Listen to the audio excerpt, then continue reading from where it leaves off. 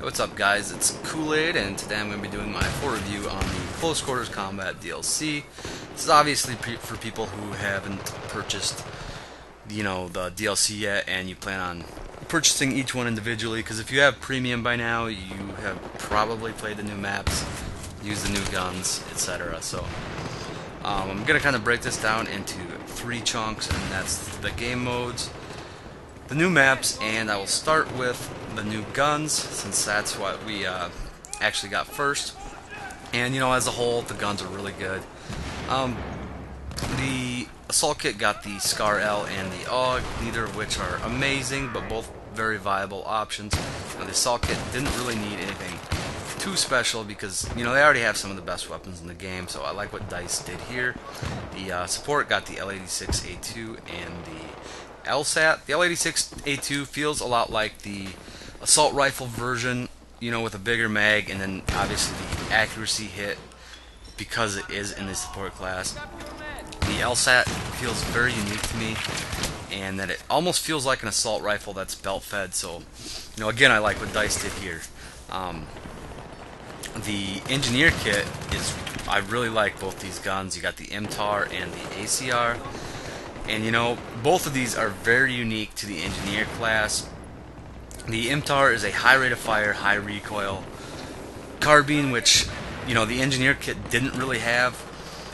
This thing kills super fast if you can control the recoil, so it's really nice. The ACR is actually a lower damage gun, and what makes this unique is that, obviously the engineer kit doesn't have any 20 damage weapons, so you're thinking, why would I want to use a 20 damage weapon over a 25 or even a 34 damage weapon? Well, the ACR actually holds its damage out longer than the 25 damage weapons, where, the 25 damage drop off is faster.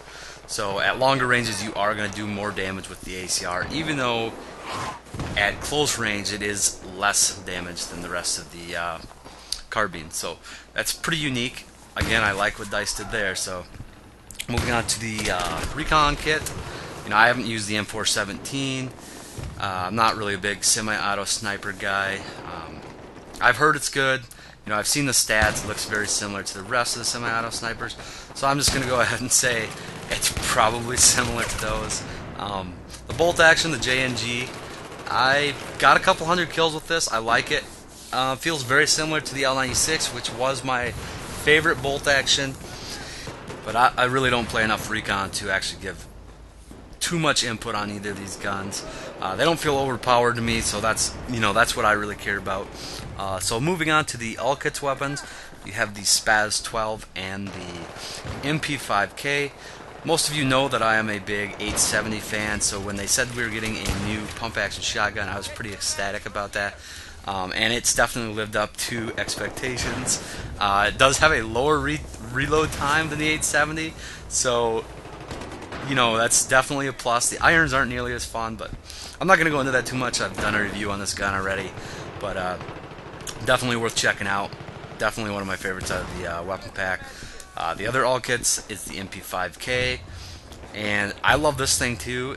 It's only a 20 damage gun, similar to most of the other PDWs. However, you are only going to get 30 rounds with extended mags, and the lack of recoil really makes up for this. This gun truly is a laser. It has no recoil whatsoever. I'm not super accurate shooter, and I'm running over a 24% accuracy with this, so it has to have no recoil. That's over about 300 kills too. So anyways, as a whole, I love the weapons, love what they did, and I personally would pay $15 just for the weapons. Now, I know many of you are probably in it more for the maps than the weapons, so let's talk about them. And this is where I start to get a little disappointed with the DLC. I'm not against close quarters combat whatsoever. I love playing team deathmatch on the smaller maps, no char card. I used to be a big Call of Duty player, I'm not going to lie. I didn't even start playing Battlefield series until the very end of BC2, or right before Battlefield 3 came out, I should say. So, I was actually really looking forward to these maps. And I can honestly say I haven't played on these maps since the first 3 days they came out. And I can't fully figure out why I don't like them. I know one of the biggest problems that I have is that on Conquest Domination, each of the objectives seems like has about 7 avenues of travel to get to, and it's just impossible to cover all of them. You just feel like you're sitting there waiting to die as you're capturing half these. However, the maps do look really good graphically. I mean, they are really pretty. It's like the first thing I noticed. I was like, wow, these maps are cool. Look how awesome they look, blah, blah, blah. Well, that gets old real quick. And then the truth sets in that basically they're not that much fun, at least for me. I think they could be a lot better if you had a full squad on voice chat that could help you cover those points of entry. I'm not going to talk too much more about the maps. I think you guys got the gist of how I feel about them. Now, let's talk about the new game modes. I'll talk about Conquest Domination first, since I already mentioned that. This is basically just a variant of Conquest, and the only real difference is that the objective turns over much faster. If you have 3 or more people, I think it's almost instant. And I guess you kind of need that because of all them points of entry that I mentioned. But, however, this leads to another problem, and I don't know if this is game mode or map design, but basically a lot of games turn into flag trading. And even though the maps are small, there are a lot of different routes to get from one objective to the other. And that can make for some pretty boring games.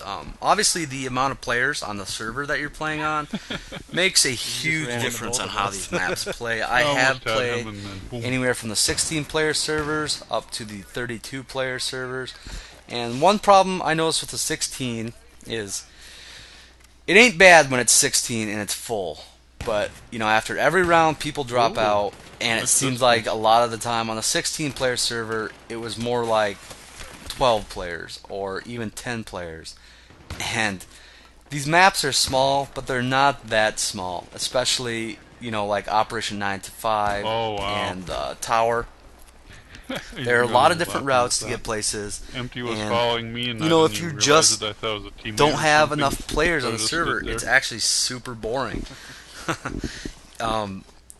I did play, like I said, 24 and 32 man. 32 man felt more right on these maps than 24 and 16. 24 was pretty good too, especially when it was full. 32 got a bit hectic on Scrapyard, but it was still fun. But yeah, you're really going to want to pay attention to how many people are on the server you're on, and what the server capacity is, because that really changes how these maps play. I actually have a couple friends that have played 64-player Scrapyard, and they said it is ridiculous. I have not tried it. I don't know if I ever will. It doesn't sound like fun to me. Sorry, man. But anyways, I talked about Conquest Domination enough. It's not very different from Conquest, but moving on to Gunmaster. This is a game mode we've seen before in other games. I know it from Call of Duty Black Ops.